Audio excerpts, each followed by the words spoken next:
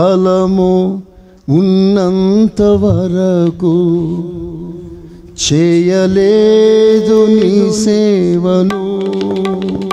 నాకు బలము ఉన్నంత వరకు చేయలేదు నీ సేవను.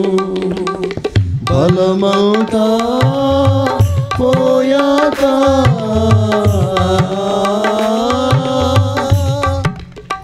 బలమంతా పోయాక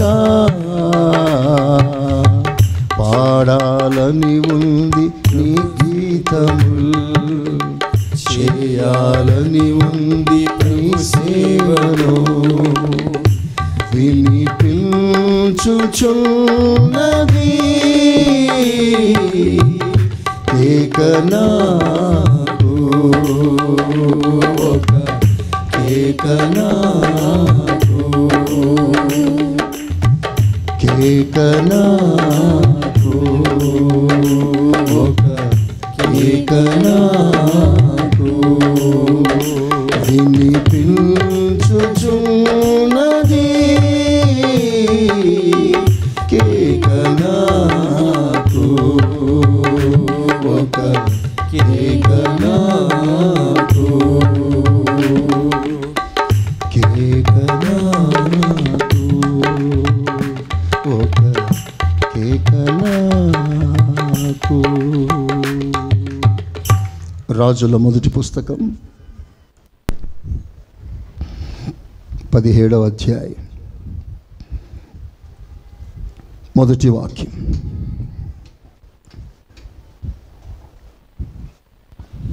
అంతటా గిలాదు కాపురస్తుల సంబంధియును తిష్బీయుడనైన ఏలియా ఆహాబునొద్దకు వచ్చి, ఎవని సన్నిధిని నేను నిలబడి ఉన్నానో ఇశ్రాయేలు దేవుడైన ఆ యెహోవా జీవము తోడు నా మాట ప్రకారము గాక ఈ సంవత్సరములలో మంచైనను వర్షమైనను పడదని ప్రకటించెను. ఆమేన్. హల్లెలూయా. దైవజనుడైన ఏలియా దేవుని కొరకు మహారోషము కలిగిన ఒక సేవకుడు, ఒక దేవుని బిడ్డ, మహాపౌరుషము గలవాడు. తను చెప్పే ఒక అద్భుతమైన సాక్ష్యం, నేను ఎవని సన్నిధిలో నిలిచి ఉన్నానో, నేను ఎవని సన్నిధిలో నిలిచి ఉన్నానో, ఏలియా అంటాడు, నేను దేవుని సన్నిధిలో నిలిచి ఉన్నాను. I'm standing in his presence. ఆ మాట చెప్పటానికి దైవజనుడు చాలా అతిశయంగా మాట్లాడుతున్నాడు, సాక్ష్యం కలిగి మాట్లాడుతున్నాడు. కారణం ఏంటంటే, ఆ రోజుల్లో దేవుని సన్నిధి వదిలిపెట్టి పారిపోయిన వాళ్ళ సంఖ్య వేలు. దేశమంతా చిమ్మ చీకటి కమ్ముకున్నది. దేశంలో ఎక్కడ చూసినా దైవ ప్రసన్నత లేదు. దేశంలో ఎక్కడ చూసినా దేవుని సన్నిధి అనుభవించే భక్తుడు కానరాడు. ప్రతి వాడు దేవుని సన్నిధి వదిలి ఎవరికి ఇష్టమైన మార్గంలో వాడు పరిగెత్తుతున్న రోజులు. ఓ క్రమం లేక, ఓ పద్ధతి లేక, దేవుని మీద ప్రేమ లేక, దేవునితో సంబంధం లేక అన్ని తెంచుకొని విచ్చలవిడిగా జీవిస్తున్న రోజులు.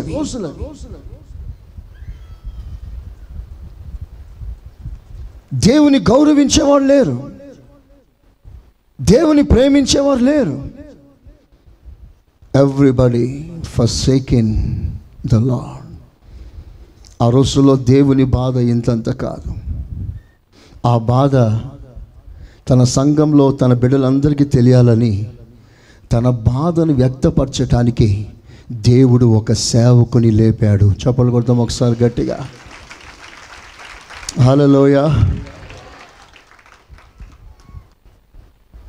ఎంత గొప్ప అతిశయోక్తమైన మాట అది. God wants to reveal his heart to his people. దేవుడు తన బిడ్డలకి తన భారం, తన బాధ చూపించాలనుకున్నాడు. అందుకని ఒక వ్యక్తిని దేవుడు లేపాడు. దేవుడు ఎలా మండిపడుతున్నాడో ఆ తీక్షణమైన దైవ స్వభావానికి ఒక అర్థంలా, ఒక ప్రతిస్పందనలా దైవజనుడైన ఏలియా నిలబడి ఉన్నాడు. చప్పట్లు కొట్టి దేవుని ఘనపరుస్తా గట్టిగా హల్లెలూయా. నిజంగా ఆ పాత్రని దేవుడు ఎన్నుకొనటానికి ఎంత భాగ్యవంతుడండి ఏలియా. What a great prestigious post as. దేవుని సన్నిధిలో నిలిచి ఉన్నాను అన్న సాక్ష్యం అతిశయంగా చెప్తున్నాడు. He was boasting. ఒకవేళ మిమ్మల్ని అడిగితే మీ అతిశయం ఏమిటి? ఏ విషయంలో మీరు అతిశయిస్తున్నారు? చాలామంది లోకరీతిగా ఈ రోజుల్లో అతిశయాలు ఏంటంటే, ఓ ట్రిప్లెక్స్ బిల్డింగ్ కట్టగలిగాను, ఓ మంచి కారు కొనగలిగాను, ₹1,00,000 జీతం సంపాదించగలుగుతున్నాను, నా పిల్లల్ని విదేశాల్లో చదివించగలుగుతున్నాను, నా పిల్లలు లోకరీతిగా ఉన్నత స్థాయిలో ఉన్నారు, పెద్ద చదువు చదివారు. వీటి యందు అతిశయించేవారు చాలామంది ఉంటారు. కార్నల్, శరీర సంబంధమైన క్రైస్తవులు. నిజమైన దేవుని బిడ్డ ఏ విషయంలో మనం అతిశయించాలి అంటే, నేను దేవునితో ఎడతెగని సంబంధం కలిగి ఉన్నాను అని చెప్పే స్థాయి మనకు రావాలి. ప్రపంచంలో ఏదైనా ఎవరైనా నా ప్రభును నేను వేరు చేయలేనంత బలముగా నా ప్రభుని పట్టుకొని ఉన్నాను అని అతిశయంగా చెప్పగలగాలి. ఎన్ని నష్టాలు కలిగినా, కుటుంబంలో పలు రకాల వ్యతిరేకమైన కార్యక్రమాలు జరిగినా పర్వాలేదు, నా ప్రభుని హత్తుకొని ఉంటాను. అదే మన సబ్జెక్ట్. నా ప్రభుని హత్తుకొని ఉంటాను. I will never leave my lord at any cost. ఓ ప్రక్కన సాతాను ఎన్ని ఆఫర్లు ఇచ్చినా నా ప్రభు నేను వదులుకోలేను. ఒక మాటలో చెప్పాలంటే, దేవుని సన్నిధిలో నిలిచి ఉన్నాను అంటే అదొక వైరాగ్యం. నా దేవుడు ఎవరు అంటే వైరాగ్యం కలిగిన దేవుడు, రోషము కలిగిన దేవుడు. చేతులెత్తి రోషము గల దేవునికి ఒక మంచి స్తోత్రం చెప్పండి. చెప్పండి గట్టిగా. నువ్వు ఎవని సన్నిధిలో ఉండాలి అని దేవుడు ఆశిస్తున్నాడంటే, ఆ రోషము గల దేవుని సన్నిధిలో నువ్వు నిలబడాలి.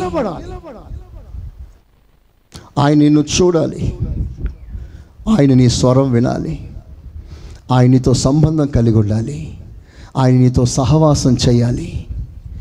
ఎడతెగని ఆ బంధం నీవు ఆయనతో కలిగి ఉండాలి. అలాగున దేవుడు నా సన్నిధిలో నిలిచే వాళ్ళు ఎవరైనా ఉన్నారా అని ప్రేమతో మనల్ని ఆహ్వానిస్తున్నాడు. యేసయ్యకు స్తోత్రం. చెప్పండి గట్టిగా. నిజంగా వైరాగ్యం కలిగిన ప్రతి దేవుని బిడ్డ తన మనసులో ఉన్న వైరాగ్యం ఎలా ప్రత్యక్షపరచాలి అంటే, ఆయన సన్నిధిలో నిలిచి ఉన్న అనుభవాన్ని, నాటబడిన అనుభవాన్ని సమృద్ధిగా నువ్వు చూపించగలగాలి. నువ్వు కాదు, అనేకులు నిన్ను గూర్చి ఏమని చెప్పాలంటే, అతడు దేవుని సన్నిధిలో నాటబడిన ఒక వ్యక్తి అయ్యా. Praise the lord.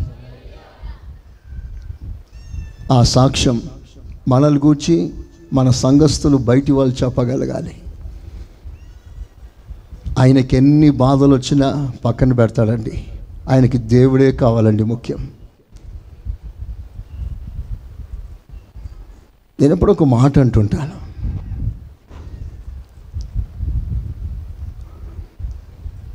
ఓ సంఘంలో ఒక సంఘం పెద్దట, చర్చ్ ఎల్డర్,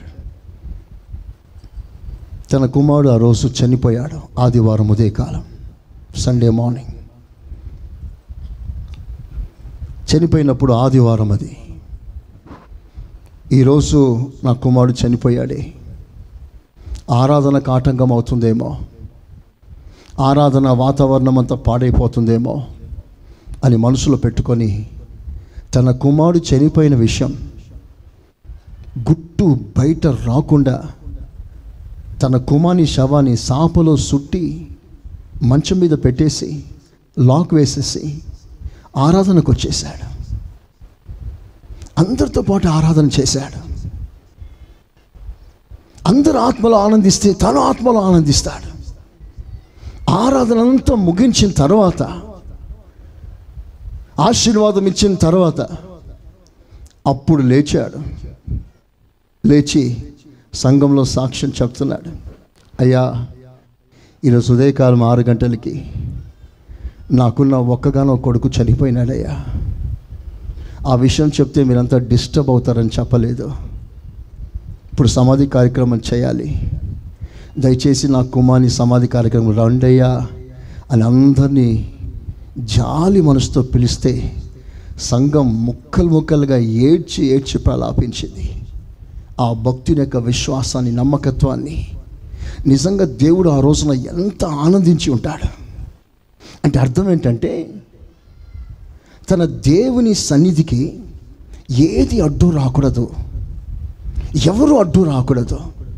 అది ఎంత బాధైనా, ఎంత నష్టమైనా, నీకు నీ దేవుని సన్నిధికి మధ్యలో ఉన్న ఈ సన్నిహితమైన ఈ సంబంధానికి తెంచగలిగిన శక్తి, పరిస్థితులు ఏది రాకూడదు. ఏదైనా తర్వాత ముందు నీకు దేవుడు. స్తోత్రం చెప్పండి గట్టిగా, చెప్దామా గట్టిగా, ఇంకా గట్టిగా, మనస్ఫూర్తిగా. ఈ మాటలు నేను అప్పుడప్పుడు ఎందుకు చెప్తానంటే, అందరి జీవితంలో ఏదో నష్టం, బాధ కలుగుతుంది. నేను ఈ ప్లాట్ఫామ్ దిగినానంటే నాకు ఎలా ఆదరించాలో కూడా నాకు తెలియదు, ఎలా ధైర్యం చెప్పాలో, ఎలా మాట్లాడాలో కూడా నాకు తెలియదు. అందుకని ఆత్మదేవుడు నా పక్షం నిలబడి మాట్లాడుతున్న ఈ సమయంలోనే కొన్ని విలువైన మాటలు, అనుభవాలు నేను మీకు పంచిపెడతాను. దానిని మీరు ఒక ముత్యములుగా మనసులో పెట్టుకోవాలి. తగిన సందర్భం వచ్చినప్పుడు ఆ విత్తనాన్ని బయటికి తీసి దేవుని సన్నిధిలో నాటాలి. చప్పట్లు కొట్టి దేవుని కనపరుస్తామా? హల్లెలూయా, హల్లెలూయా. చప్పట్లు గట్టిగా. విడదీయలేరెవరు నన్ను నీ నుండి, విడిపోను నేను నీ ప్రేమ నుండి, విడదీయలేరెవరు నన్ను నీ నుండి, విడిపోను నేను నీ ప్రేమ నుండి. కంట తడిపిన ఆదరణ అందుకున్న తారలినా ఉంటాను పిరి ఆగేదాకా, ఉంటాను పిరి ఆగేదాకా. హల్లెలూయా, ఆరాధనా, ఆరాధనా,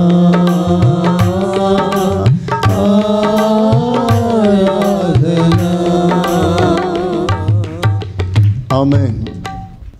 అలాంటి బాధ హృదయం, ఎన్నో వేల నష్టం, ఎన్నో వేల ఎకరాల పొలాల నష్టం, ఇలాంటి తీవ్రమైన నష్టం నీ హృదయాన్ని తాకినప్పుడు, నీ హృదయాన్ని పిండేస్తున్నప్పుడు, ఏదో ఒక విధమైన బాధ నిన్ను కృంగతీస్తున్నప్పుడు, దానిని అధిగమించి ప్రభుని ఆరాధన చేయగలిగిన మనసు ఉందే, ఆ మనసే ఒక విలువైన కానుక దేవునికి. చప్పట్లు కొట్టి దేవుని కనపరుస్తాను. అసలు ఆరాధన అనే మాటకు అర్థమే అది. మనమందరం ఆరాధన అనుకుంటే ఏమనుకుంటాం? చేతులెత్తి హల్లెలూయా అని పాడాలి. అది ఫస్ట్ క్లాస్ ఫస్ట్ స్టాండర్డ్ ఆరాధన. అది చప్పట్లు కొట్టడం, గట్టిగా పాడడం కాదు. వినండి. చప్పట్లు కొట్టి గట్టిగా పాడడం అంతా ప్రైమరీ సెక్షన్ ఆరాధన. పిహెచ్డి ఆరాధన ఏంటో తెలుసా? అబ్రహాం అంటాడు, ఇదిగో దాసులారా, మీరు ఈ కొండ క్రింద ఉండండి, స్టే హియర్, నాతో మీరు పైకి రాకూడదు. నేను నా కుమారుడు, నా కొడుకు పైకి వెళ్ళి ఆరాధించి తిరిగి వస్తా. ఇప్పుడు అబ్రహాం ఎందుకు వెళ్తున్నాడు? ఒక పొట్టేలు బలి ఇవ్వటానికి కాదు, తన కుమారుని బలి ఇవ్వటానికి. ఏ కుమారుడు? ప్రపంచానికంటే శ్రేష్టమైన కుమారుడు, కోట్ల రూపాయల ఆస్తి కంటే శ్రేష్టమైన కుమారుడు, వెండి బంగారాల కంటే శ్రేష్టమైన కుమారుడు, తనకున్న సర్వ ఆస్తి కంటే is more valuable than everything in this world. అంత అమూల్యమైన విలువైన తన కుమార్ని బలి ఇస్తున్న ఆ సందర్భాన్ని అబ్రహాం అంటాడు, నేను ప్రభుని ఆరాధిస్తాను. చప్పట్లు కొడదాం ఒకసారి గట్టిగా, కొడాలి గట్టిగా. హల్లెలూయా, హల్లెలూయా, హల్లెలూయా. ఆ ఆరాధన చూసారా ఎంత కాస్ట్లీ? ఒకసారి మీరు ఆలోచన చేయండి. చప్పట్లు కొట్టి ప్రభుని ఘనపరిచి ఆరాధన చేయడం, గట్టిగా పాడడం, స్లోగా పాడడం, ఇవి ఎవరైనా చేస్తారు. Praise the lord. పాటగాడు ఎవరైనా సరే చక్కగా పాడేస్తారు. దేవుడు నాకు ఆ కృప కొంచెం తక్కువ ఇచ్చాడు ఎందుకో మరి. పాటల వరం నాకు ఇచ్చి ఉంటే మేము విడిచిపెట్టేటోని కాదు. స్తోత్రం. కేవలం మనం అలా పాడడమే ఆరాధన కాదండి. ఆరాధన మనం అనుకున్న దానికంటే చాలా ఉన్నతమైంది. Praise the lord. ఉట్టి పాడడమే ఆరాధన అనుకుంటే మనకంటే పరిశుద్ధులు ప్రతినిత్యం దేవుని పాడి ఘనపరుస్తున్నారు. మచ్చలేని దేవదూతలు 24/7 వర్షిప్, విరామం లేకుండా పవిత్రమైన మనసుతో దేవుని నామాన్ని ఘనపరుస్తూ ఆరాధిస్తూనే ఉన్నారు. Non stop worship. అంత అద్భుతమైన ఆరాధన వదులుకొని ప్రభు ఇక్కడ ఎందుకు వస్తున్నాడు? మన ఆరాధనలో కేవలం శబ్దం, ఒక పాట, చేతులెత్తడం ఇంతే అయితే దానికి దీనికి పెద్ద తేడా లేదు. దేవుడు అంతకంటే శ్రేష్టమైన ఆరాధన మన దగ్గర ఆశిస్తున్నాడు. చప్పట్లు కొడదాం ఒకసారి గట్టిగా. హల్లెలూయా. ఆరాధన ఏంటంటే నీకు మనసులో ఎంత బాధ ఉన్నా, ఎంతమంది వేరు చేసినా, ఎంతమంది పొడిచినా, ఎంతమంది హాని చేసినా, ఎంతమంది నీకు విరోధంగా మాట్లాడినా, ఆ మాటల బాధ నీ గుండెల్లో తాకి నిన్ను వేధిస్తున్నా, ఆ వేదన మూట కట్టి పక్కన పెట్టేసి నీ దేవుణ్ణి మనసారా సంతోషంగా పూర్ణ మనసుతో నువ్వు ఆరాధన చేస్తున్నవే, ఆ ఆరాధన దేవుడు ఎంత మెచ్చుకుంటాడంటే నిజంగా అట్టి ఆరాధన కేవలం లక్ష్యం ఉంచటానికి దేవుడు తానే పరిగెత్తుకొని దిగి వచ్చేస్తాడు. ఇక్కడ 1000 మంది ఉన్న ఆ 1000 మందిలోంచి ఒక్కరి అలాంటి ఆరాధన చేసే స్థితిలో ఉన్న ఆ ఒక్కరి కొరకైనా ప్రభు వస్తాడు. చేతులెత్తి ఆమెనంటారా? చెప్పండి హుషారుగా. నేను వెళ్ళి నా కొడుకుని బలి అర్పించి వస్తాను అని చెప్పే ఆ పదాన్ని నేను వెళ్ళి నా దేవుని మ్రొక్కి, ఇంగ్లీష్లో వర్షిప్, ఆరాధన చేసి వస్తాను. ఆరాధనకి ఎంత లోతుందండి, ఎంత డెప్త్ ఉంది, ఎంత వెయిట్ ఉంది. అలాంటి ఉన్నతమైన ఆరాధన దేవుడు మనందరికి అనుగ్రహించునుగాక. చెప్పండి గట్టిగా. ఎవని సన్నిధిలో నేను నిలిచి ఉన్నాను. ఇప్పుడు ఏలియా దేవుని సన్నిధిలో నిలిచి ఉండుట పరలోకానికి అంగీకారం. He was accepted by the Lord. ఆ అంశం చాలా ప్రత్యేకమైన ఒక ప్రాముఖ్యమైన అంశాన్ని నీ ముందు తీసుకొచ్చి పెడుతుంది. ఏలియా దేవుని సన్నిధిలో నిలబడి ఉన్నప్పుడు ఆయన నిలిచిన అనుభవం, ఆయన మాట్లాడిన ప్రతి మాట పరలోకం ఒక ఎకోలా స్పందిస్తూ ఆమేన్ ఆమేన్ ఆమేన్ దేవుడు అంటున్నాడు. ఏలియా అంటాడు, నా సెలవు లేకుండా మంచే కానీ వర్షమే కానీ పడదు అంటాడు. వెంటనే దేవుడు, నువ్వెవరు ఆ మాట అంటానికి అన్నాడా? ఆమేన్ అన్నాడు. స్తోత్రం చెప్తారా గట్టిగా? మోకరిస్తాడు. చిన్న ప్రార్థన, నేను నీ సేవకుడనైతే, నేను దైవజనుడనైతే అగ్ని దిగి రావాలి. జస్ట్ ఇట్స్ అన్ కమాండ్, అగ్ని దిగి రావాలి అన్నాడు అంతే. వెంటనే దేవుడు ఆమేన్ అన్నాడు. గగనం చీల్చుకొని దేవుడు దిగి వచ్చేసాడు. స్తోత్రం చెప్పండి గట్టిగా. హల్లెలూయా చెప్పండి హుషారుగా. That shows that he was accepted by the lord. ఇప్పుడు మనమంతా వచ్చాం. మీ రాక దేవునికి అంగీకారమా? మీ పాట దేవునికి అంగీకారమా? మీ ఆరాధన దేవునికి అంగీకారమా? మీ కానుక దేవునికి అంగీకారమా? ఒకసారి ఆలోచిస్తాం.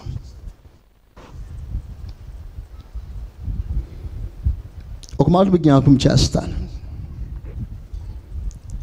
యేసు ప్రభు ఒక ఇంటికి వెళ్ళాడు. ఆ ఇంట్లో యేసు ప్రభు కూర్చున్నాడు.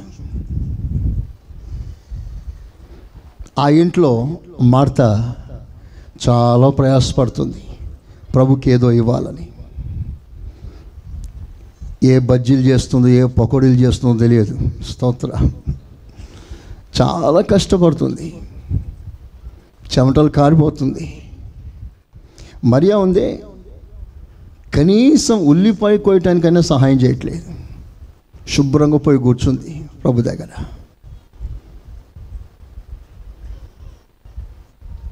ప్రభా, ఏదైనా ఒక మాట చెప్పవా? ఏదైనా ఒక టాపిక్లో మాట్లాడవా? నీ మాటలు వినాలని చాలా ఆశగా ఉంది ప్రభా అని ప్రభు పాదాల దగ్గర వచ్చి కూర్చుంది మాట వినటానికి. అక్కడ మార్త ఉల్లిపాయలు కోస్తుంది, పచ్చిమిరపకాయలు కోస్తుంది, చాలా చాలా రకాల ప్రయాసపడుతుంది. ఎప్పుడైతే ఆ మరియను చూసిందో ప్రభు దగ్గర కూర్చోవడం తట్టుకోలేక గట్టిగా చేసింది.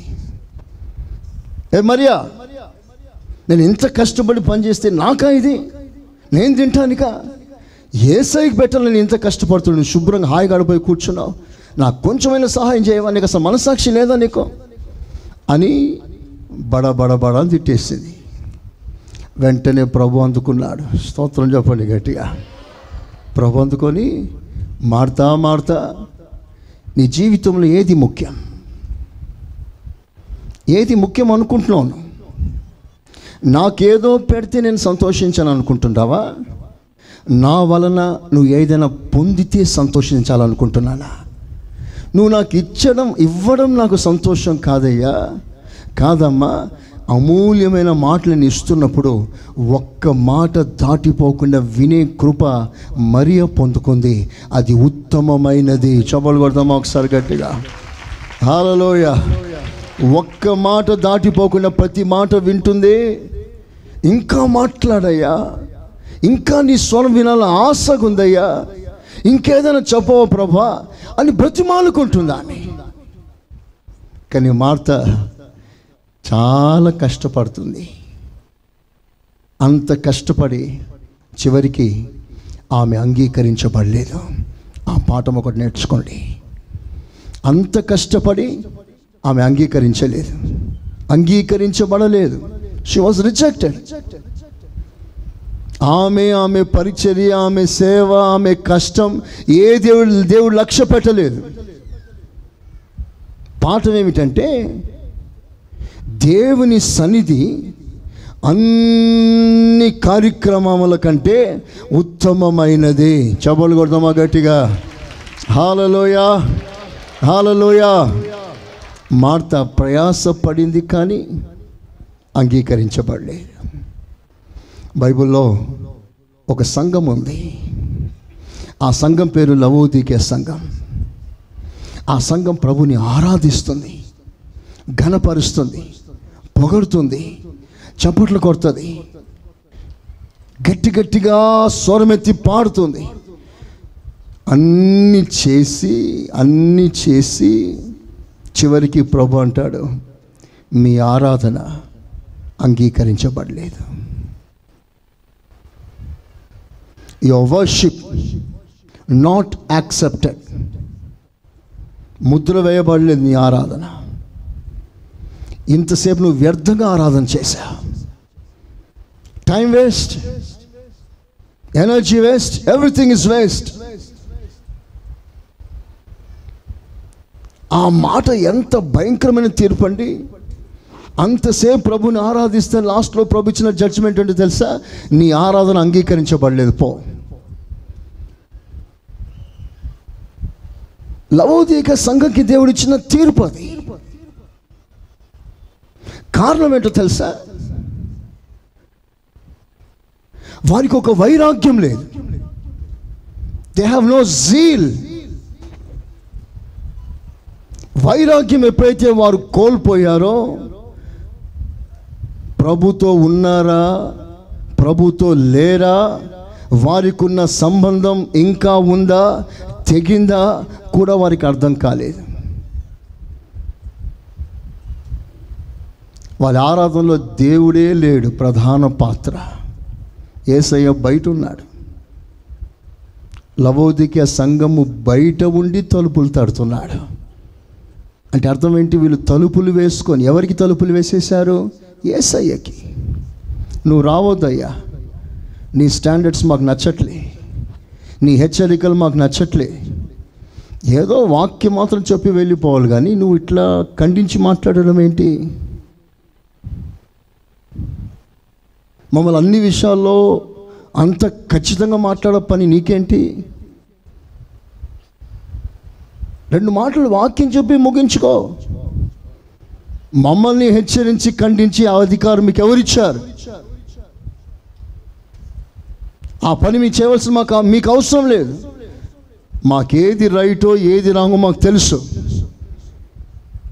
అన్నట్లుగా ఈ లవోదికీయ సంఘం ప్రభుని పక్కన పెట్టేసింది.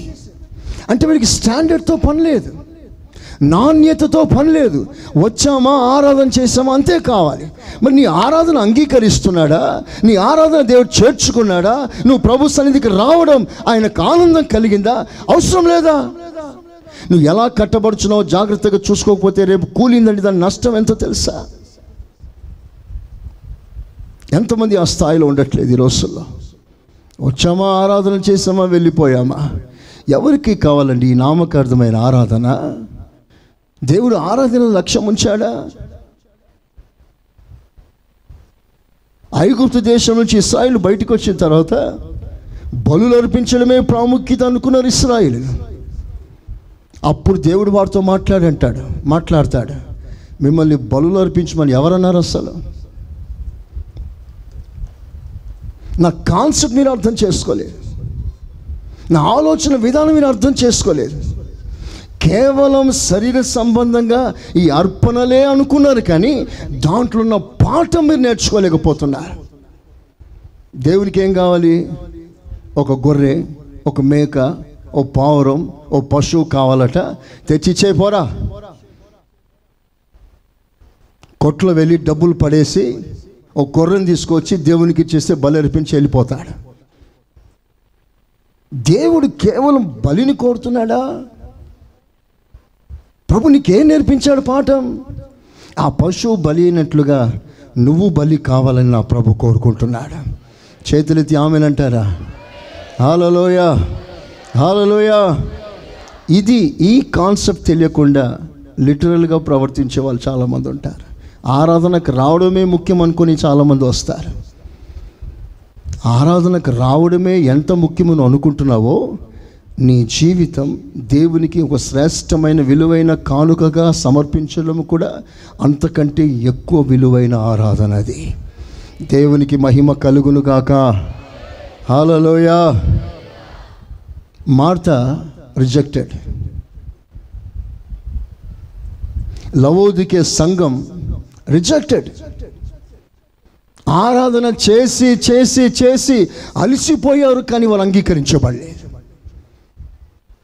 ఏలియా కాలంలో బయలుదేవతకి వాళ్ళు ఆరాధన చేస్తున్నారు.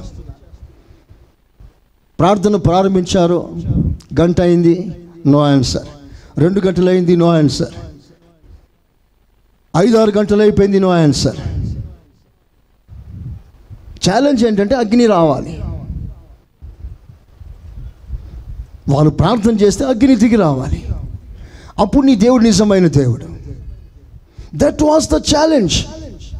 ఇప్పుడు ఎవరికి ఆరాధన చేస్తున్నానంటే బయలుదేవతకి.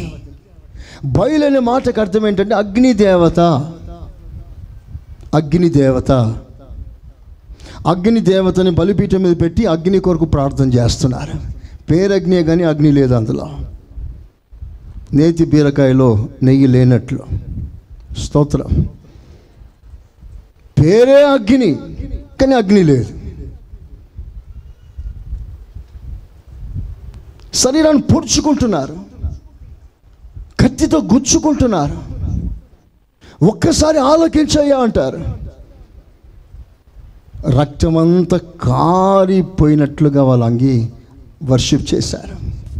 పెద్ద పెద్ద సౌండ్తో వర్షిప్ చేస్తారు. No answer.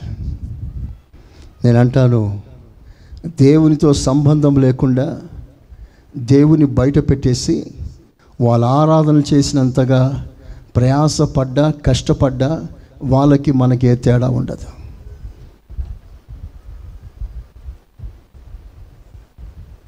ఇది చాలా కఠినమైన మాట. Very strong word. మనసారా ఆలోచన చేయండి. కయీను వచ్చాడండి దేవునికి బలి అర్పించటానికి. బలిపీఠం కట్టాడు, బలి అర్పించాడు. కానీ దేవుడు కయీనే కానీ కయీను అర్పించిన అర్పణమైందే కానీ లక్ష్యం ఉంచక తోసేశాడు. బలి అర్పించి కూడా నిరాకరించబడిన వాడు కయీను. ఇది మనకందరికీ పాఠం కాదా? ఆరాధనకు వచ్చి కూడా ఆరాధన అంగీకరించబడకపోతే ఆ బాధ ఎంత పెద్దది. అన్నిటికంటే ముఖ్యంగా ఇశ్రాయేలు ఉన్నారు బైబిల్లో. ఇశ్రాయేలు దేవుని సంతోషపరచలేని కయీను, దేవుని సంతోషపరచలేని మార్త, దేవుని సంతోషపరచలేని లవోదీకే సంఘం. ఇశ్రాయేలు కూడా అదే కోవకు చెందినవారు. ప్రయాణం చేశారు, ప్రభుతో సహవాసం చేస్తారు, రోజు మన్నా తింటారు, రోజు మేఘం కింద నడుస్తారు, రాత్రంతా అగ్ని కింద నడుస్తారు, బండలోంచి క్రీస్తుకు సాదృశ్యముగా ఉన్న ఆ బండలోంచి నీళ్లు తాగుతారు. అన్నీ ఆత్మీయంగా అనుభవిస్తున్న స్థాయి వారిదైనా వారిలో ఏ ఒక్కరు దేవుని సంతోషపరచలేదు.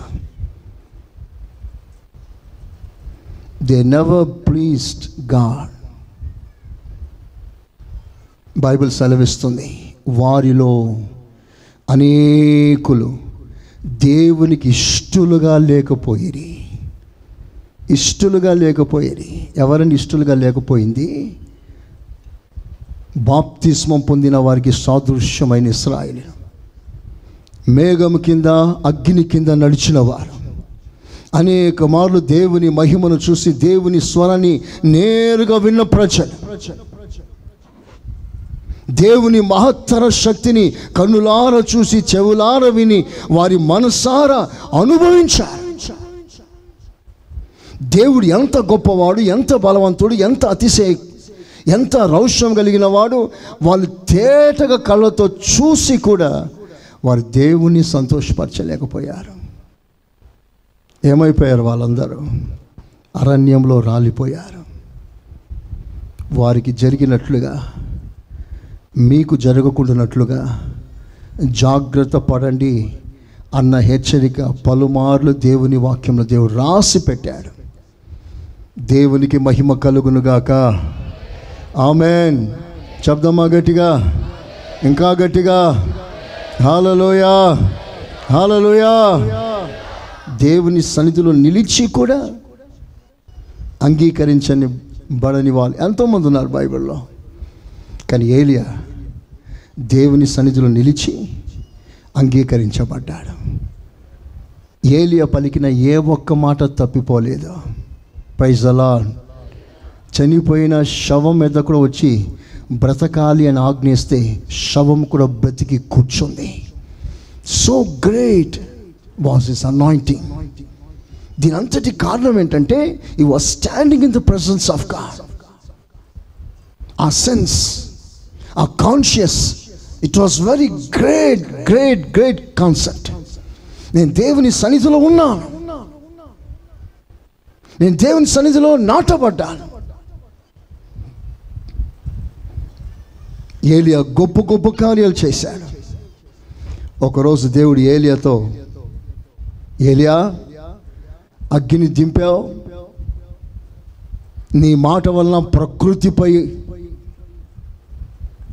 అధికారం చూపించావు, నువ్వు మాట్లాడగా నా స్వరములో ప్రకృతి విని నీ మాటకు స్పందించింది. నీ మాటని అంత గౌరవించాను, అంత ఘనపరచాను. అయినా నువ్వు కొంత తగ్గింపు నేర్చుకోవాలి. There is an great need to learn humility. ఇప్పుడు దేవుడు అంటాడు, ఏలియా నువ్వు వెళ్ళి కెరీతు వాగు దగ్గర దాగి ఉండు, దాగి ఉండు. Go and hide your self. అప్పుడు ఏలియా ఏ స్థాయిలో ఉన్నాడో తెలుసా? గుండెల్లో మంట మంట మండుతుంది. ఎవరినైనా ఫైర్ చేసే స్థాయిలో ఉన్నాడు. రాజుకు భయపడడు, రాణికి భయపడడు, సైన్యానికి భయపడాడు. 450 మంది ప్రవక్తలను ఒంటరిగా ఛాలెంజ్ చేసి వాళ్ళు ఎదుర్కొని ఛేదించాడు. No fear in his heart. ప్రకృతిని కన్నెర్ర చేస్తే లోబడుతుంది. సైన్యమంతా ఓ పక్కన, రాజు ప్రక్కన, రాణి ప్రక్కన నిలబడితే ఏలియా ఒక్కడు solo, single man, one man army. వాళ్ళందరూ ప్రక్కన ఉన్నాడు. ఇస్రాయేల్లో ఏ ఒక్కడు సపోర్ట్ చేయలేదు ఏలియాని. సత్యం తెలియదా ఇస్రాయేల్కి? జీవం గల దేవుడు దేవుడు ఒక్కడే అనే సంగతి వాళ్ళకి తెలియదా? తెలిసి కూడా ఎందుకు రాలేదు? ఉంటారు అలాంటి వాళ్ళు మనతో ఎల్లప్పుడూ న్యూట్రల్గా ఉంటారు. అవసరమైనప్పుడు మనం సపోర్ట్ చేయని వాళ్ళు ఎంతోమంది మనకు తారసపడుతుంటారు. మిగతా టైంలో ఎంతోమంది కలిసిమెలిసి ఉంటారు. అవసరమైన సమయంలో అందరూ చేయి వదిలిపెట్టే పరిస్థితులు అందరికీ వస్తాయి ఇంచుమించు. బాధపడకు. నీ సపోర్ట్కి ఎవరు రాలేదని కృంగిపోనక్కర్లేదు. ఇది మనుషుల నైజం. ఏలియా నిలబడ్డాడు. ఒక్కడారా నా పక్కన? నేను విగ్రహాన్ని గురించి మాట్లాడుతున్నానా? జీవం గల దేవుని గురించి మాట్లాడుతున్నాను కదా. మీరంతా దేవుని బిడ్డలు కదా. ఒక్కరారా నా సపోర్ట్కి? రాము ఏలియా, మేము రాం. ఏమో నువ్వు ప్రార్థన చేస్తే అగ్ని దిగి రాకపోతే మా పరిస్థితి ఏంటి? స్తోత్రం. అగ్ని వస్తే వస్తాం, అగ్ని రాకపోతే మేము రాం. ఒకరోజు యేసు ప్రభు లాజరు సమాధి దగ్గర నిలబడ్డాడు. రాతిని దొర్లించమంటాడు. మొత్తం గుంపు కూడారు.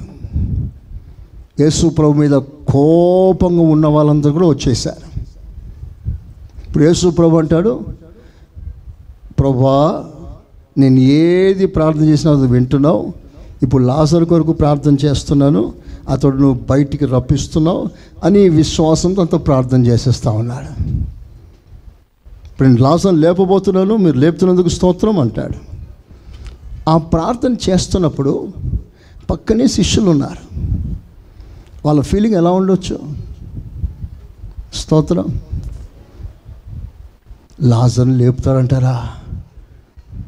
పేతుర్ని ఆంధ్రేయ గోకుతున్నాడు. లాజరుని లేపుతాడంటారా? అలాంటి సంగతులు జరగలేదు అంతవరకు. అందరూ ఉన్నారు. ఒకసారి లాజరు బయటికి రా అంటే రాకపోతే స్తోత్రం. మన పరిస్థితి ఏంట్రా? చావు దెబ్బలు కొడతారా మనల్ని అన్నట్లుగా రకరకాల ఫీలింగ్లు ఉంటారేమో. అగ్ని దిగిరా అంటే దిగిరాకపోతే పరిస్థితి ఏంటి? అందుకే ఇప్పుడే అగ్ని వచ్చాక వస్తా. కానీ ఏలియా, మీరు వస్తే ఏంటి, రాకపోతే ఏంటి, నా పక్షంలో దేవుడు ఉన్నాడు. చప్పలు కొట్టండి గట్టిగా. హల్లెలూయా, హల్లెలూయా. ఇవన్నీ కూడా ఆయన సెలవు ప్రకారంగానే నేను చేస్తున్నాను. నా అంతటి నేను చేసే పని కాదు ఇది. ఏలియా వాళ్ళందరి సమక్షంలో ఎవ్వరి సపోర్ట్ లేకుండా ధైర్యంగా ఛాలెంజ్ ఎదుర్కొన్నాడు. అంత ధైర్యం కలిగిన వాడిని ఇప్పుడు అంటాడు, ఏలియా పోయి దాసుకోపో అంటాడు. వాస్తవానికి ఏలియా ఏమనాలి ఆ టైంలో? నేనేంటి దాక్కోవడం ఏంటి, అసలు ఆ మాట నా ధైర్యంలో లేదు ప్రభా అనాలి. స్తోత్రం. నేను పారిపోవడం ఏంటయ్యా, సైన్యాన్ని ఎదిరించిన వాడినయ్యా నేను దాక్కోవడం ఏంటి? ప్రభు చెప్పకే చెప్తున్నాడు, నీకున్న గొప్ప గొప్ప చాతుర్యాలు, గొప్ప గొప్ప పరాక్రమాలు అన్నీ మూట కట్టి పక్కన పెట్టేసి ఏమీ లేని వాని వల్లే వెళ్ళి దాక్కోపో. ఇప్పుడు ఎవరైనా ఏలియా దాక్కున్నాడన్న సంగతి తెలిస్తే ఏలియాని గురించి ఎలా మాట్లాడతారు? పిరికోడ్రా, చేత కానివాడ్రా, ఏదో చేసేసాడు కానీ గుండెల్లో భయం పట్టుకుందిరా అని అనుకుంటానేమో ఫీలింగ్. ఇప్పుడు దేవుడు అన్నాడు, పో, go and hide your self. అప్పుడు ఆ మాటకి ఎలా లోపడ్డాడో తెలుసా? నన్ను ఎవరు ఏమనుకున్నా పర్వాలేదు, చేత కాని వాడని అనుకోనివ్వండి, నాకు మాటే రాదు, ఒక్క మాట చేత కాని వాడు అనుకోనివ్వండి, దేవుడు నన్ను మౌనంగా ఉండమన్నాడు, నేను మౌనంగా ఉంటాను.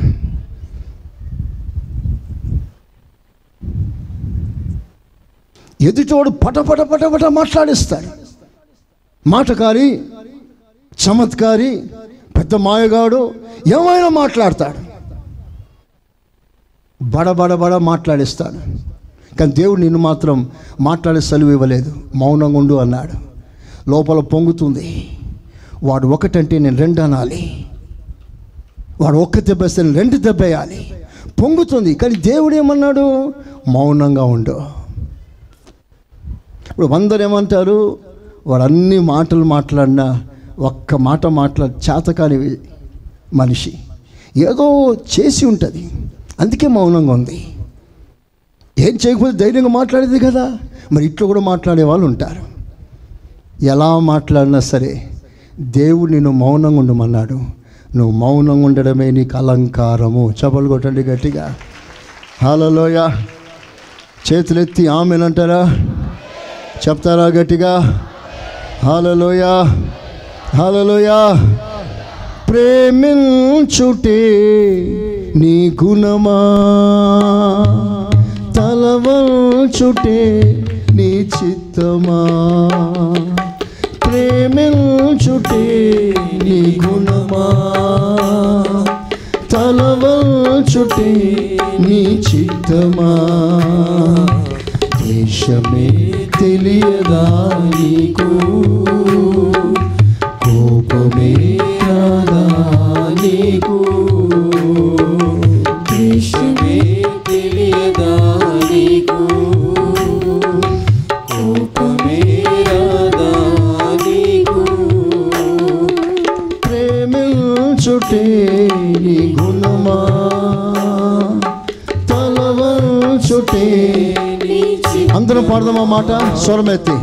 ప్రేమించుటే నీ గుణమా,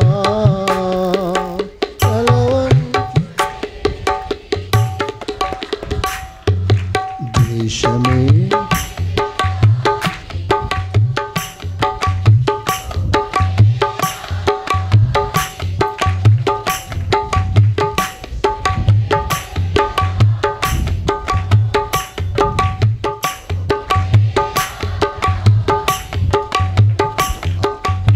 ఆమేన్. ఎవరికి చెప్పాలి గట్టిగా? ఎవరికి కోపం రాదు? ద్వేషం అంటే ఎవరికి తెలియదు? చెప్పండి గట్టిగా. మరి నీకు యేసయ్యా నీకు కోపం రాదయ్యా, నాకు మాత్రం 100 కేజీలు వస్తుందయ్యా. ఆయన గురించి పాడడం కాదు, ఇప్పుడు నీ గురించి పాడగలవా? నేను పాడతా, నాతో కలిసి ఎంతమంది పాడతారు? ద్వేషమే తెలియదు నాకు, కోపమే రాదు నాకు,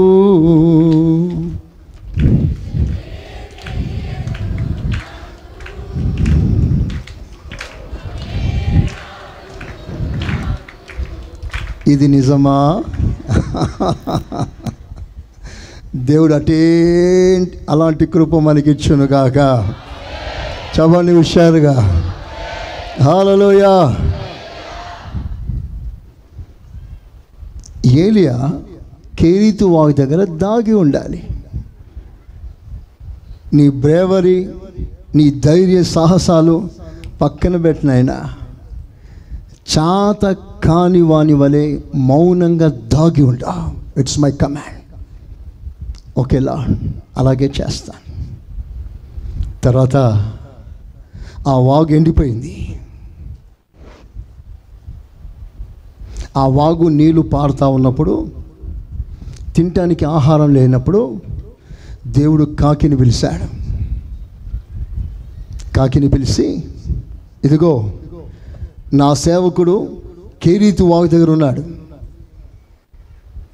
దేశమంతా రొట్టె ముక్క కొరకు కొట్టుకొని వస్తుంది. దేశంలో ఎక్కడ రొట్టె ముక్క లేదు, కానీ నా సేవకునికి మాంసం పొరపాటున ఒక్క పూట కూడా తగ్గటానికి వీలు లేదు. టైం టు టైం మటన్ పెట్టు అన్నాడు. స్తోత్రం చెప్పండి గట్టిగా. వా, పాస్టర్కి ఎంత గొప్ప సేవ అండి. స్తోత్రం.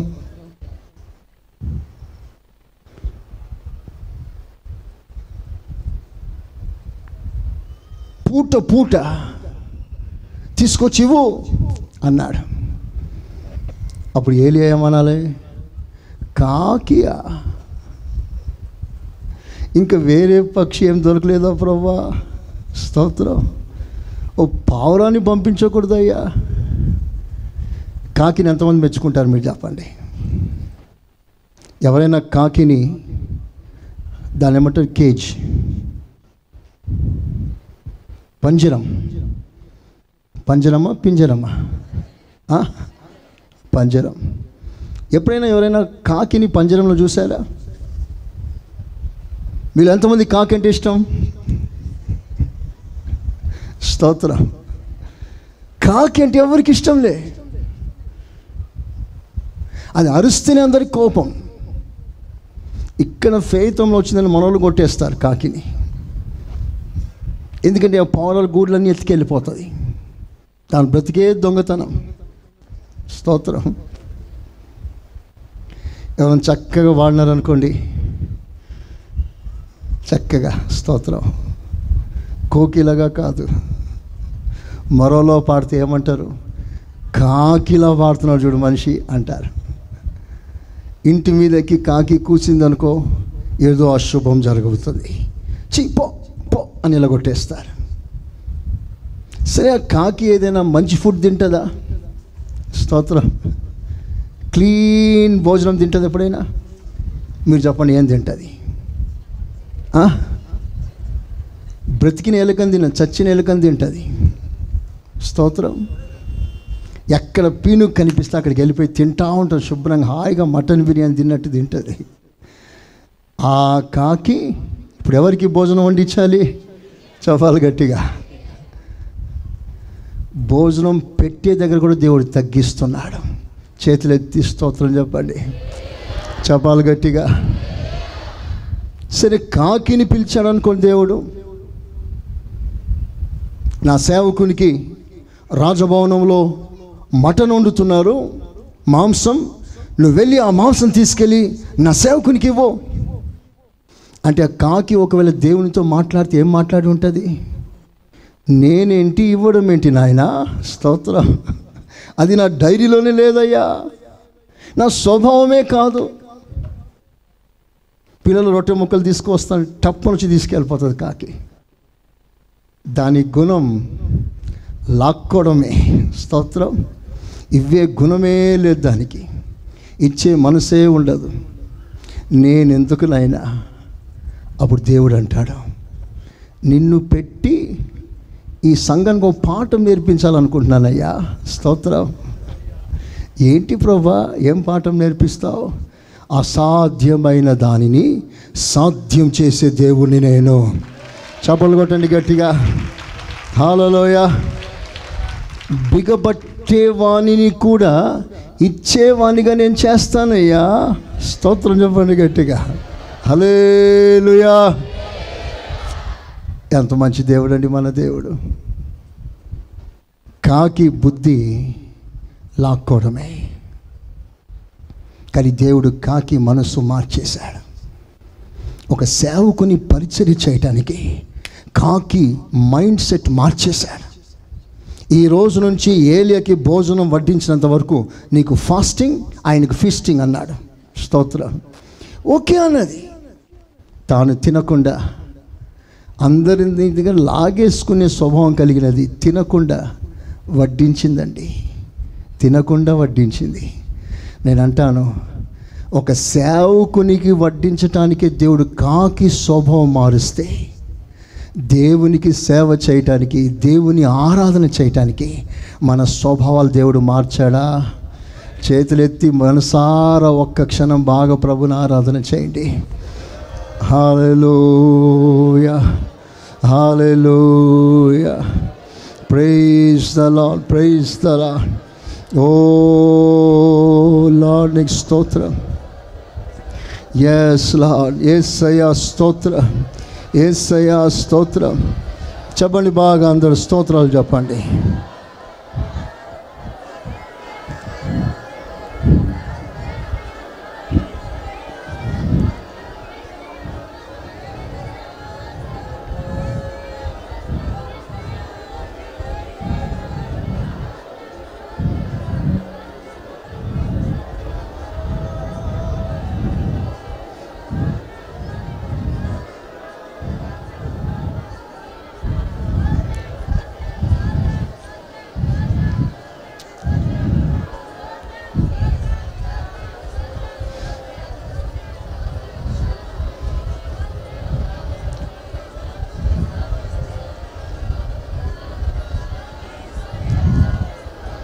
మహిమలో నుండి మహిమలోనికి నన్నీలలో ఎదిగించవా. మహిమలో నుండి మహిమలోనికి నన్నీలలో ఎదిగించవా. మహిమగల నా యేసు రాజా, నీవలే నన్ను మార్చవా. మహిమగల నా యేసు రాజా, నీవలే నన్ను మార్చవా. నీవలే నన్ను మార్చవా, నీవలే నన్ను మార్చవా. ఆరాధనా, ఆరాధనా, ఆరాధనా, ఆరాధనా, ఆరాధనా, ఆరాధనా, ఆరాధనా, ఆరాధనా. హల్లెలూయా. ఒక శ్రేష్టమైన అర్పణం అది. కనుక దేవుని బిడ్డలారా, దాగి ఉండే ఆ స్వభావం దేవుని యొక్క దైవికమైన లక్షణం. అది దేవుడు ఏది చేసినా మరుగుగా ఉండి చేస్తాడు. ఆయన ఎప్పుడు కనబడాడు. ఇప్పుడు దేవుడు మాట్లాడుతున్నాడు, కానీ నేను మీకు కనిపిస్తున్నాను. దేవుడు కనబడాడు. దేవుడు ఏది చేసినా మరుగుగా చేస్తాడు. సో ఇప్పుడు దేవుని యొక్క అద్భుతమైన అభిలాష ఏమిటంటే, నువ్వు దాగి ఉండు. స్తోత్రం చెప్పండి గట్టిగా. చెప్పండి గట్టిగా. కెరీతు వాగు దగ్గర దాచేశాడు. ఆ కాకి టైంకి భోజనం ఇచ్చింది. ఆ ఎంగిలి నోట్లో తీసుకొచ్చి ఇస్తే దాన్ని శుభ్రంగా తినేశాడు. తర్వాత దేవుడు అంటాడు, నీళ్ళు ఎండిపోయింది, సారెపతు దగ్గరికి వెళ్ళు, అక్కడ నేను పోషించటానికి ఒక కోటేశ్వరురాలు నేను నియమించా. పెద్ద బిల్డింగ్, అక్కడ బయట 2 అంబాసిడర్ కార్లు ఉంటాయి, మెర్సిడీస్ కార్స్ ఉంటాయి, 10 మంది పనులు ఉంటారు. నువ్వు వెళ్ళు, అక్కడ నీకు ఒక అద్భుతమైన శ్రేష్టమైన విందు నీకు ఇస్తాను అని ఏలియాకు చెప్పింటే ఎంత సంతోషంగా ఉండేదో. ప్రభా, నన్ను ట్రాన్స్ఫర్ చేస్తే చేసావు, కానీ మంచి ప్లేస్ చేసావయ్యా, స్తోత్రం చెప్పండి గట్టిగా. వా, ఎండిపోయిన కెరీతు వాగు దగ్గర నుండి ఎక్కడ ట్రాన్స్ఫర్? ఇప్పుడు ఓ పెద్ద బిల్డింగ్, అది ఒక పూరి గుడిసె. అక్కడ విధవరాలు తన కుమారుడు తప్ప ఇంకేమీ లేదు. ఆ ఇంట్లో ఒక వస్తువు లేదు. పిడికెడు పిండి ఉంది. ఆ పిండిలో రొట్టె కాల్చుకోవటానికి 2 పుల్లలు ఏరుకుంటుంది.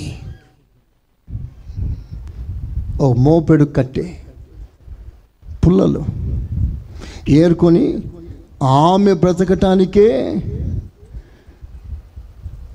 ఇబ్బందికరమైన పరిస్థితుల్లో ఉంటే ఈ పాస్టర్ గారిని ఆ ఇంటికి పంపిస్తాడు.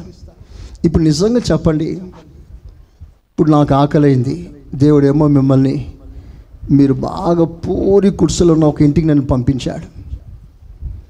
ఆ ఇంట్లో వాళ్ళు తినడానికి కూడా తిండి లేదు, చాలా కష్టంగా ఉన్నారు వాళ్ళు. ఆ ఇంటికి వెళ్ళి నన్ను భోజనం చేయమంటే నాకు ఎలా మనసు వస్తుందండి? నాకైతే అసలు పొరపాటున మనసు రాదు. అవసరమైతే ఉపవాసాలు ఉండిపోయి చచ్చిపోతానే, కానీ ఆ పేద ఇంట్లో వెళ్ళి అమ్మ ఒక పూట భోజనం పెట్టమని చెప్పే అంత ధైర్యం నాకు రాదు. కొన్నిసార్లు సంఘంలో డబ్బును గురించి ప్రకటించడానికి కూడా చాలా భయం అవుతుంది. అక్టోబర్ సెమినార్ వచ్చింది, తర్వాత మరలా ఫిబ్రవరి వస్తుంది. అది ఎట్లా చెప్పాలని కూడా అర్థం కాదు. ఇక్కడ ఈ ఏలియా ఆ ఇంటికి వెళ్ళయ్యా, ఒక పేద విధవరాలు, వాళ్ళ ఇంట్లో ఉన్న ఆస్తి అంతా పిడికెడు పిండి తప్ప ఇంకేం లేదు. They lost everything. ఆ పిడికెడు పిండి కూడా 2 రొట్టెలు అవుతుందేమో, ఒకటి కొడుకుకి ఒకటి తల్లికి, తిని చచ్చిపోతారు. అలాంటి పరిస్థితుల్లో ఏలియాను పంపిస్తున్నాడు ఆ ఇంటికి. ఎలా వెళ్ళగలను అక్కడ? ఆ సమయంలో ఏలియా దేవుని మాటకు లోబడ్డాడు. వాళ్ళు ఇస్తే ప్లేట్ నిండి ఇస్తాడా? ఇస్తే ఒక ముక్క ఇస్తారు. ఆ ఒక ముక్క మంచి పర్సనాలిటీ కలిగిన వాడు ఏలియా. ఒక ముక్క ఎలా సరిపోతుంది అతనికి? సమృద్ధి లేదు. ఆ చిన్న పేదరికంలో తనకు ఆహారం ఎలా సరిపోతుంది? చాలని అనుభవాల్లో కూడా ప్రభు పంపించినప్పుడు సమృద్ధిని ఆశించకుండా ఎక్కడ పెట్టాడో, ఏది తినమంటాడో అదే తినాలి, అక్కడే ఉండాలి, దాంట్లోనే తృప్తి కలిగి ఉండాలి. చేతులెత్తి ఆమెనండి, చవండి గట్టిగా. పెద్ద ఉద్యోగం ఇచ్చాడా? చెయ్యి. చిన్న ఉద్యోగం ఇచ్చాడా? పెద్ద ఉద్యోగంతో పోల్చుకోవద్దు. నీది నీదే, ఆయనది ఆయనదే. బిల్డింగ్లో ఉన్నావా? సంతోషంగా ఉండవు. నేను గుడిసెలో ఉండమన్నాడా? నువ్వు బిల్డింగ్లో ఉన్నవాడిని చూసి అసూయపడకో, బాధపడకో. నీది నీదే, ఆయనది ఆయనది. ఎవరిని దేవుడు ఎక్కడ పెట్టాలనుకుంటే అక్కడ ఆయన పెడతాడు. ఆయన పెట్టిన చోట నువ్వు సంతోషంగా ఉండాలి. చేతులెత్తి ఆమెను చెప్పగలరా? చెప్పగలది గట్టిగా. దీన స్థితి యందునా, పూర్ణ స్థితి యందునా, నడచినను ఎగిరినను సంతృప్తి కలిగి అందునే. దీన స్థితి యందునా స్థితి అందునా నడిచినను ఎగిరినను సంతృప్తి కలిగి అందునే నిత్యము ఆరాధనకు నా ఆరాధనా స్తోత్ర బలులు నీకే అర్పించిన యేసయ్యా నిత్యము ఆరాధనకు నా ఆరాధనా స్తోత్ర బలులు నీకే అర్పించిన యేసయ్యా రాజా జగమెరిగిన నా యేసు రాజా రాజా జగమెరిగిన నా యేసు రాజా. ఆమేన్. అలాంటి ఒక అద్భుతమైన కృప మనం పొందుకోవాలి. ఎక్కడ పెట్టినా ఆ పెట్టిన స్థలంలో సంతోషంగా ఉండగలగాలి. No complaints. నాకెందుకు ఇలాగో, నాకెందుకు ఇంత తక్కువ, వాళ్ళతో పోల్చుకున్నప్పుడు నాకు ఏమీ లేదేంటి, ఇంట్లో వస్తువు లేదేంటి, నా పిల్లల పరిస్థితి ఇలాగుందేంటి అని ఎప్పుడు కంప్లైంట్ నువ్వు చేయకూడదు. స్తోత్రం చెప్పండి గట్టిగా. ఏ స్థితి యందు దేవుడు నిన్ను ఉంచాడో ఆ స్థితిలోనే నువ్వు ఆనందించాలి. చెప్పండి ఆమేనని గట్టిగా. హల్లెలూయా. ఒకసారి ఓ దైవజనుడు ఓ పెద్ద సభను ఏర్పాటు చేస్తున్నాడు. అంత తాటాకెళ్ళేతో పెద్ద షెడ్ వేశాడు. ఉదయం సాయంకాలం కన్వెన్షన్ జరగబోతుంది. 1000 మంది వస్తారు. ఓ పెద్ద భారీ ఎత్తున స్టేజ్ వేశాడు. రేపు మీటింగ్స్, ఈరోజు పెద్ద వర్షం, పెద్ద గాలి, చాలా పెద్దగా షెడ్ వేస్తే ఇంచుమించు ఒక 10,000 మంది కూర్చున్న పెద్ద షెడ్ వేస్తే గాలికి మొత్తం కొట్టుకుపోయింది. ఒక్క తాటాకి లేదు బిల్డింగ్ పైన, ఆ షెడ్ పైన. ఇప్పుడు నిలువ నీడలేదు. రేపు మీటింగ్ ఎలా జరగాలి? దైవజనుడు లోనికి వెళ్ళి బాగా ఏడుస్తున్నాడు. ఎందుకు ఇట్లా అయింది ప్రభా, ఎందుకు ఇట్లా అయింది? వాళ్ళ వెంటనే దేవుడు మాట్లాడుతుంటే, ప్రభా నువ్వు ఏది చేసినా మంచి చేస్తావు, నువ్వు ఎప్పుడు నాకు కీడు చేయవు, నీకు స్తోత్రాలయ్యా స్తోత్రాలయ్యా అనుకుంటా ఉన్నాడు. మాట్లాడే వాళ్ళందరూ మాట్లాడుతున్నారు. ఎందుకు షెడ్ లేసిపోయిందంటావు? పరిశీలి సర్దికలు ఎప్పుడు మన చుట్టూ ఉంటారు. స్తోత్రం. ఏది జరిగినా ఎందుకు జరిగింది తెలుసా నీకు అనేవాళ్ళు ఉంటారు. కానీ అందులో ఒకడు దేవుడితో మాట్లాడితే ప్రక్కనే ఉన్న పెద్ద స్థలం అమ్మేసి, ఇలా షెడ్లు ఎందుకు సార్, ఏకంగా బిల్డింగే వేసేసేయండి, నేను నీకు డొనేషన్ ఇస్తానని పెద్ద బిల్డింగ్కి డొనేషన్ ఇచ్చేశాడు. స్తోత్రం. ఓ పెద్ద మందిరం కట్టేశాడు ఆ సేవకుడు. ఒకవేళ ఆ రోజు ఆ తుఫాన్ రాకపోతే, స్తోత్రం, షెడ్ కూలకపోతే ఆ బిల్డింగ్ వచ్చేదా? చెప్పండి. అంతా మన మంచికే.